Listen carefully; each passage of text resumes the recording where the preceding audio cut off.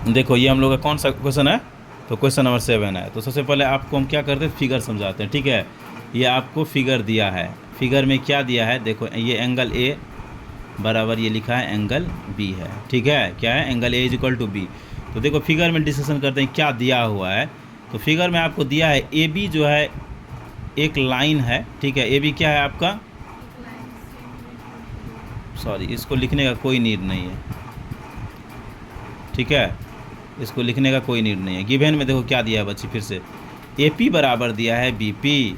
क्या है, ये ए पी है और ये दिया है इसके बराबर क्या है, बी पी। दिया है तुमको ए पी जो है ये क्या है, बी पी के बराबर, यानी कि ए पी बराबर बी पी हो गया, ठीक ना।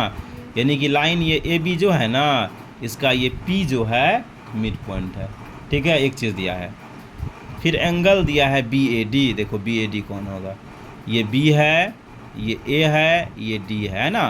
तो ये एंगल बी ए डी बराबर तुमको क्या दिया है, तो एंगल ए बी ई दिया है। क्या दिया है, ए बी ई। तो ये है ए, ये है बी है, ये ई है। मतलब कहने का मतलब ये एंगल ए जो देख रही है ये बी के बराबर है। क्लियर। फिर देखो एंगल ई पी ए, ये क्या है तुम्हारा, ई पी ए। तो देखो ये है ई पी ए, ठीक है। ये हो गया ई पी ए बराबर क्या दिया है यहाँ तुम्हारा, डी पी बी है। ये क्या है, डी पी बी। तो यानी कि ये एंगल और ये एंगल क्या है, दोनों बराबर है। यहाँ तक समझी बात। ये तुमको गिवन है तुम्हारा, क्या है ये, गिवन। अब शो क्या करना है, फर्स्ट देखो आपको करना है शो। क्या शो करना है, ट्रायंगल डी ए पी, ये है डी ए पी को कॉन्ग्रुएंस करना है किससे, ई बी पी। तो डी ए पी पे आ जाओ। ये है डी, ये है ए और ये है पी, ठीक ना। और दूसरा क्या है तुम्हारा फिर ई बी पी। तो देखो ई बी पी कौन है, ये है ई, ये है बी, ये है पी। इस दोनों ट्रायंगल को तुमको प्रूव करना है, किसको, इस दोनों ट्रायंगल को कॉन्ग्रुएंस कैसे करेंगे। सबसे पहले देखो ए पी बराबर बी पी दिया है, दिया है ना, ए पी बराबर बी पी है, देखो यहीं लिख दिए हैं। तो ए पी इसी का पार्ट्स है और बी पी इस ट्रायंगल का पार्ट्स है, इसलिए ए पी बराबर बी पी लिख सकते हैं।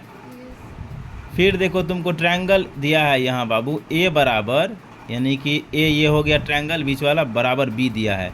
ये दिया है ना, देखो यहाँ लिखे हैं जो ए बी ए डी बराबर ए बी ई। तो ये क्या दिया है तुम्हारा, फिर एंगल दिया है, ठीक है। क्या दिया है, ये एंगल। एक साइड निकाल ली, एक एंगल निकाल ली।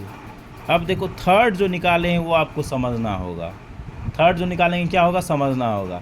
कैसे समझना होगा, तो देखो ये एंगल बराबर ये एंगल दिया है ना, अरे तो लिखेगी पहले ये एंगल बराबर ये गिवन है आपको। तो बोथ साइड में ये वाला एंगल जो देख रहे हैं ये एंगल, यानी कि इस एंगल को तुम कह सकती है ई पी डी जो है आपको दिया है, ये एंगल बराबर ये एंगल दिया है ना।